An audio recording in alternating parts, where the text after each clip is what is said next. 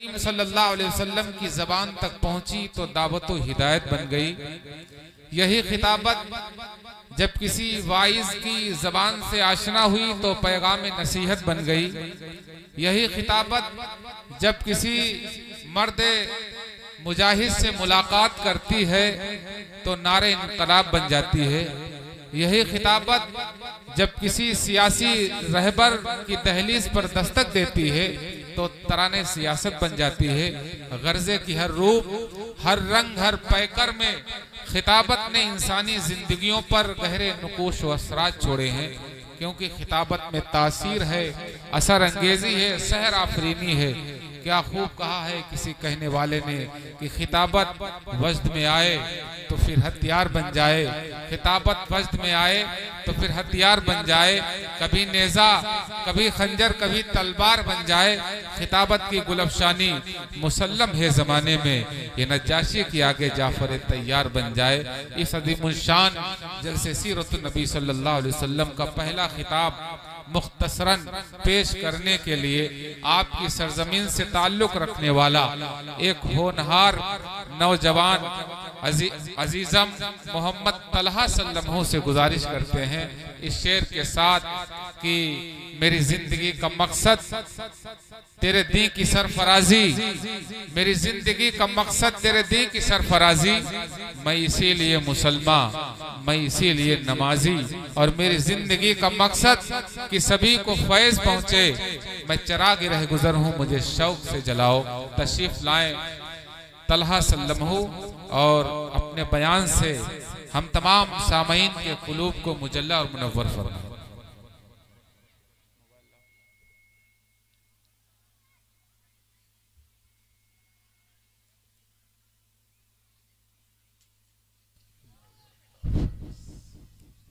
अस्सलामु अलैकुम वरहमतुल्लाहि वबरकातुहू। नहमदुहु व नुसल्ली अला रसूलिहिल करीम, अम्मा बाद। फ़अऊज़ु बिल्लाहि मिनश शैतानिर रजीम, बिस्मिल्लाहिर रहमानिर रहीम। लक़द काना लकुम फ़ी रसूलिल्लाहि उस्वतुन हसनह।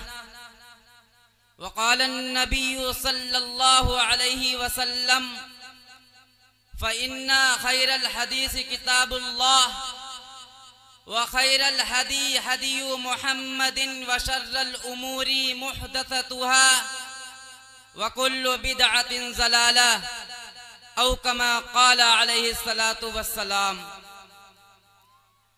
हर कौम फर उड़ी जा रही है, हर कौम फर उड़ी जा रही है, जो चलती थी घुटनों के बल बढ़ी जा रही है।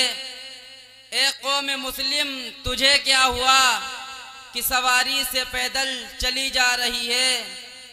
ये दाढ़ी की दुश्मन हुई कौम ऐसी, ये दाढ़ी की दुश्मन हुई कौम ऐसी कि मर्दों से औरत बनी जा रही है। मेरे दोस्तों, मेरे बुजुर्गों, मेरी पर्दा नशीन माओं और बहनों, आज का ये प्रोग्राम बड़े ज़ोर और शोर के साथ रवां दवां था। अचानक मुझको जुमले मोतरज़ा के तौर पर दरमियान में हाइल कर दिया गया। मेरे प्यारों, इंसान के 5 तबकात हैं जिनको हमारे उस्ताद मोहतरम यूं बयान किया करते हैं।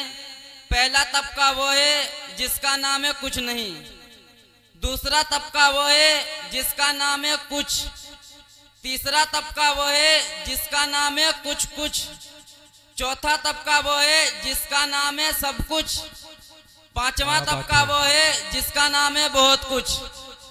मेरे प्यारों, मैं अव्वल तबके में शुमार किया जाता हूँ, लेकिन ये सोचकर माइक पर आ गया हूँ, आज तो ये अकाबिर और बुजुर्गान दीन हमारे ऊपर साया फगन है, मगर कल जब ये ना होंगे और दुनिया हम नाइलों को मुक्तदा बनाएगी और उम्मत की बाग की डोर हमारे हाथों में दे दी जाएगी, हमसे खुद की सही इस्लाह न होने की बिना पर सही क़यादत ना हो पाएगी, तो गैर हमको यूं ताना देंगे, थे वो तुम्हारे आबा ही तुम क्या हो, थे वो तुम्हारे आबा ही तुम क्या हो, हाथ पर हाथ धरे मुंतज़िर फरदा हो, मोहम्मद का दम भरने वालों, आज मुसलमान तनज़्ज़ुली की तरफ क्यों जा रहा है, जबकि कभी मुसलमान पूरी दुनिया की क़यादत और पासबानी कर रहा था। वो मुसलमान जो कल तक समुद्र और हवाओं को अपने ताबे किए हुए था, आज वो जलील क्यों हो रहा है। वो मुस्लिम कौम जिसकी एक आवाज पर दरिंदों ने चंद लम्हों में जंगल के जंगल खाली कर दिए थे, आज एक चींटी भी उसका हुक्म मानने के लिए क्यों तैयार नहीं। जिनकी सूरतों को देखकर करोड़ों कुफ्फार ने इस्लाम कबूल किया था, आज उनकी सूरतों पर दहशतगर्दी का इल्जाम लगाया जा रहा है। वो मुस्लिम कौम जिसकी अमानत और दयानत को देखकर दुश्मन भी अपनी जवान जवान लड़कियों को साल के लिए उनके पास छोड़ दिया करते थे, आज वो गद्दारी और खयानत के साथ क्यों मुत्तहिम हो रहे हैं। वो मुस्लिम कौम जिसकी शहादत और गवाही को यहूद और नसारा मोतबर मानते थे, आज वो कौम गैर मोतबर कैसे हो गई। वो मुस्लिम कौम जिसने कभी शेरों और चीतों से सवारी का काम लिया हो, आज वो गीदड़ों और कुत्तों से क्यों डरने लगा। आखिर मुसलमानों सोचो तो सही, ये इतना बड़ा इनकलाब क्यों आ गया। जब इन सवालात ने गर्दिश की तो मैं परेशानी का शिकार हुआ, तो अल्लाह रब्बुल इज्जत ने फौरन मेरे जहन में यह आयत डाली, लक़द काना लकुम फी रसूलिल्लाहि उस्वतुन हसना, तुम्हारे लिए रसूलुल्लाह सल्लल्लाहु अलैहि वसल्लम की जिंदगी में बेहतरीन नमूना है। मैंने कहा मुश्किल का हल हो गया। जब तक मुसलमान नबी के तरीके पर था तो कामयाब था, जब तक मुसलमान सहाबा इकराम की इत्तिबा कर रहा था तो हिदायत पर गामिज़न था, जब तक मुसलमान कुरान और हदीस की रोशनी में फैसले करता रहा, दुनिया उसके फैसले को मानती रही। जब तक मुसलमानों ने कुरान और सुन्नत को नहीं बुलाया था, दुनिया की कोई सुपर ताकत उसका मुकाबला ना कर सकी। यही वजह थी, अगर मरे भी तो कामयाबी की मौत मरे।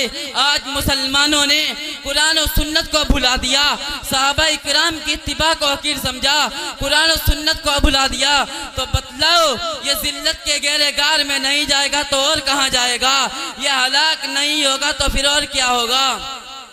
गौर करो नौजवानों, आबे ज़र से लिखे जाने के लायक है ये बात। आज जितनी भी बीमारियों ने जन्म ले रखा है, जितनी रस्म बिदात फैल रही है, ये जो भी कुछ हो रहा है वो प्यारे आका सल्लल्लाहु अलैहि वसल्लम के तरीके को छोड़ देने की वजह से हो रहा है। मुसलमान अगर परेशान हुआ जनाब मोहम्मद रसूलुल्लाह सल्लल्लाहु अलैहि वसल्लम के तरीके से एराज करने की वजह से हुआ। मुसलमान अगर मकरूज हुआ तो सुन्नत पर अमल न करने की बिना पर हुआ।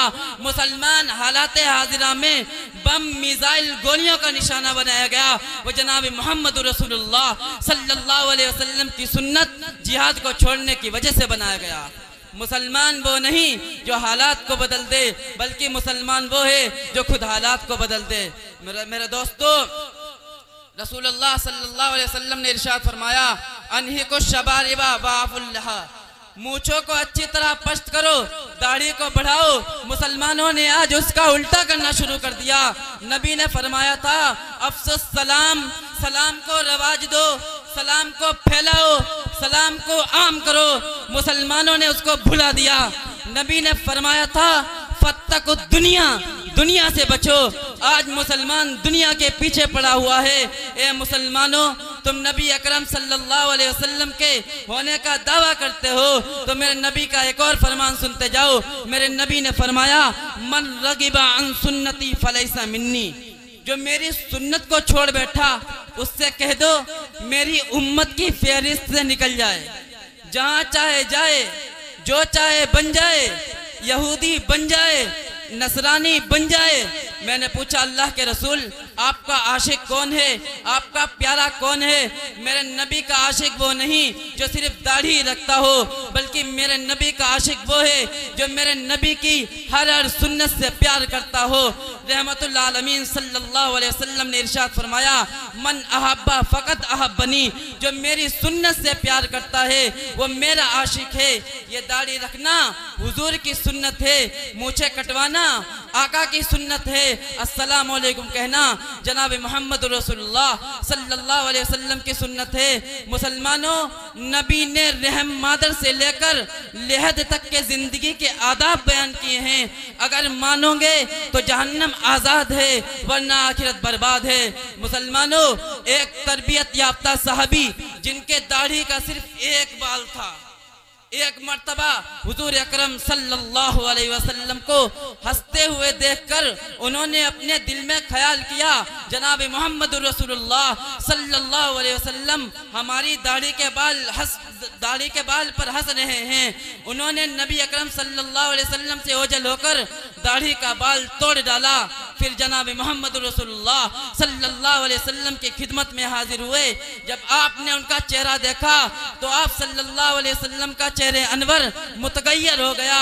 उन सहाबी ने सलाम किया, अस्सलामु अलैकुम। नबी ने चेहरा फेर लिया। उन सहाबी ने आगे आके सलाम किया। नबी ने चेहरा फेर लिया। होश उड़ गए। अब क्या होगा? महबूब किबरिया नाराज हो गए। अगर ये राजी ना हुए तो मैं बर्बाद हो जाऊंगा। ए दाढ़ी परस्तरा फिनवाने वालों, ए मोहम्मद सल्लल्लाहु अलैहि वसल्लम के दिल को जख्मी करने वालों, सुनो सुनो, उन सहाबा का रद्द अमल देखो। फौरन कसम खा ली, रब्बे काबा की कसम, उस वक्त तक नबी की खिदमत में नहीं आऊंगा जब तक दाढ़ी का बाल उतना लंबा नहीं हो जाएगा। कई मुद्दत तक जंगलों में भटकते फिरते रहे, ना अपने घर गए जब तक दाढ़ी का बाल उतना लंबा नहीं हो गया। फिर जनाब मोहम्मद रसूलुल्लाह सल्लल्लाहु अलैहि वसल्लम की खिदमत में हाजिर हुए। ए मुसलमानों, एक वक्त था कि लोग तुम्हारी अमानतदारी और सच्चाई में मिसाल पेश किया करते थे। जब हिंदुस्तान अंग्रेज नापाक साई से पाक हुआ और हिंदुस्तानी आपस में लड़ने लगे, उस वक्त महात्मा जी ने कहा था, ए लोगों, ए मुसलमानों, कौमी मजहबी लड़ाइयाँ बंद करो, आपस में हजरत अबू बकर उमर जैसा अदल इंसाफ कायम करो। हिंदुओं ने एतराज किया, ए महात्मा जी, तुम किसका नाम ले रहे हो? उस वक्त महात्मा जी ने कहा था, ए हिंदो हिंद, जब तुम में ऐसी मिसाल नहीं मिलती तो मैं क्या करूं? लेकिन हाय अफसोस, हाय अफसोस, आज का मुसलमान इतना गिर गया, इतना गिर गया। वो यहूद और नसारा जो अपने मुकद्दमे मुसलमानों की अदालत में हल कराया करते थे, आज ये मुसलमान तेरी बुरे कामों में मिसाल पेश करने लगा है। आखिर सोचो तो सही, तनज़्ज़ुली के किस हद तक हम पहुंच चुके हैं। तुम्हारे ऊपर किसी ने अफसोस करते हुए कहा, मुसलमानों क्या से क्या हो गए तुम, मुसलमानों क्या से क्या हो गए तुम, अभी जागे थे अभी सो गए तुम। आखिर सोचो तो सही, ये सब कुछ क्यों हो रहा है? मालूम हुआ ये इस वजह से हो रहा है कि मुसलमान अपनी राह भूल गए, उन्हें मौत का यकीन नहीं रहा, उन्हें अल्लाह रब्बुल इज्जत के दरबार में पेश का यकीन नहीं हो रहा। ये मुसलमानों, हजरत अबू बकर उमर को अल्लाह ने जन्नत की बशारत दुनिया में सुना दी हो।